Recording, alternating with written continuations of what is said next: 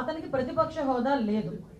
అయినప్పటికీ అతను ఒక ఎక్స్ సీఎం అన్న ఒకే ఒక కారణంతో ఆయన టూర్ ప్రోగ్రామ్ గురించి మాట్లాడినప్పుడు మేము చాలా క్లియర్గా 1100 మంది, అప్రాక్సిమేట్లీ 1100 మంది పోలీస్ బలగాల్ని డిఎస్పీ స్థాయి నుంచి రోప్ పార్టీస్ వరకు, అంటే ఏపీఎస్పీ బెటాలియన్స్ వరకు దగ్గర 1100 మంది పోలీసులను పెట్టాం. అంటే మీరు అనుకోవచ్చు, ఒక ఎక్స్ సీఎంకి 1100 మంది పోలీసులు ఎందుకండి అని. కానీ అతను వెళ్తున్న ప్రాంతం చాలా సెన్సిటివ్ ప్రాంతం. తను వెళ్తున్న ప్రాంతంలో ఏదైనా గొడవలు జరిగే పరిస్థితి ఉండి లా అండ్ ఆర్డర్ కనుక ఇబ్బంది పడితే సామాన్యమైన ప్రజలు ఇబ్బంది పడతారని ఒకే ఒక కారణంతో గౌరవ ముఖ్యమంత్రి గారి ఆదేశాల మేరకు డీసీపీ గారు అందరూ కలిసి సుమారుగా 1100 మందిని అక్కడ డిప్లాయ్ చేశాం. వాళ్ళు డిప్లాయ్ చేయడమే కాదు, ప్రతి ఒక్కరికి కూడా వాళ్ళకి అక్కడ బాడీ కెమెరాస్ కానీ, రోప్ పార్టీస్ కానీ, మళ్ళీ పబ్లిక్ అడ్రస్ సిస్టమ్స్ కానీ, డ్రోన్స్ కానీ, ఏరియల్ సర్వేలెన్సెస్ గురించి డ్రోన్స్ కానీ, ఫైర్ టెండర్స్ కానీ, అంబులెన్సెస్ కానీ, గ్యాస్ గన్స్ కానీ ఇవన్నీ కూడా పెట్టుకున్నాం. అంటే సాధారణంగా ఒక విఐపి వచ్చినప్పుడు ఎటువంటి ట్రీట్మెంట్ చేసుకుంటామో ఆ ట్రీట్మెంట్ అంతా కూడా ఒక సాధారణ ఒక పులివెందుల ఎమ్మెల్యేకి కూడా కేవలం ఎక్స్ సీఎం అనే కారణంతో మేము ఇవ్వడం కూడా జరిగింది. ఆ సంగతి కూడా మీరందరూ కూడా గమనించాలి. అదేవిధంగా సుమారుగా 7/4/2025 అంటే నిన్న ఇన్సిడెంట్ కన్నా మొన్న ఎస్పీ గారు చాలా క్లియర్గా కూర్చుని ఒక మీడియా ద్వారా వాళ్ళని పర్సనల్గా కూడా వైసీపీ నాయకుల్ని పిలిపించి ప్రాబ్లం ఎదురయ్యేటట్టుంది, ఎక్కువ మందిని మీరు మొబిలైజ్ చేయడం, వాట్సాప్స్లో కూడా ఇంతమంది రండి అంతమంది రండి, పోలీసులు కనుక మిమ్మల్ని అడ్డుకుంటే నడుచుకొని రండి, లేకపోతే పరిగెత్తుకుంటూ రండి అని చెప్పి వాట్సాప్లో కూడా మెసేజ్లు చాలా మంది వైసీపీ నాయకులు రెచ్చగొట్టే ధోరణిలో అవన్నీ పెట్టారు. వాటి నేపథ్యంలో ఎస్పీ గారు కూడా అది చాలా నేరో రోడ్, పక్కన ఒక చెరువు ఉంది, ఒక పక్క చూస్తే కొన్ని 2-3 విలేజ్లు చాలా సెన్సిటివ్ విలేజెస్ ఉన్నాయి.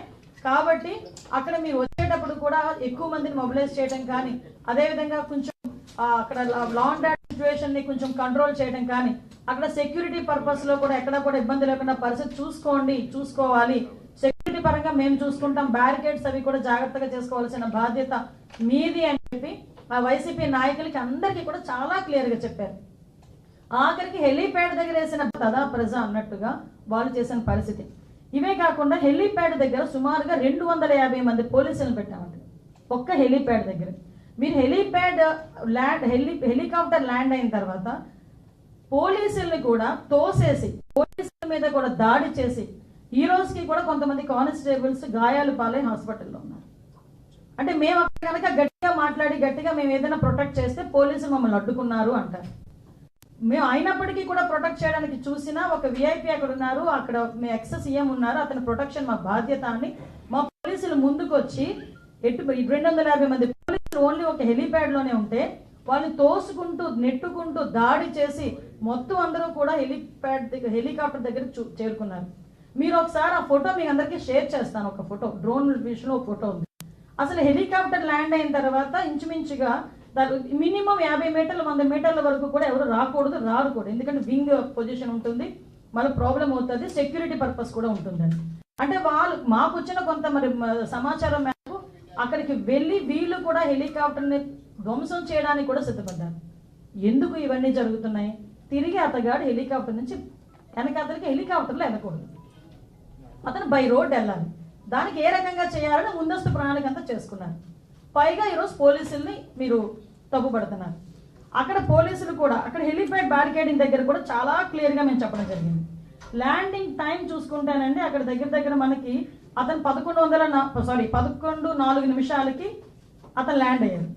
ల్యాండ్ అయిన తర్వాత చాలా క్లియర్గా అందరూ కూడా మొత్తం అందరూ కూడా లోపలికి వచ్చేసి అతన్ని ఇబ్బంది పెడితే పోలీసులు వాళ్ళందరినీ కూడా తోసుకుంటూ విఐపిని తీసుకొచ్చి కారులో ఎక్కించి పంపించడం జరిగింది. పంపించిన తర్వాత వీళ్ళు ఏమన్నారు, ఆ విండ్ షీల్డ్ ఎక్కడో క్రాక్ అయింది, ఒక ఎయిర్ క్రాక్ లా కనిపించింది, అబ్జర్వ్ చేశారు.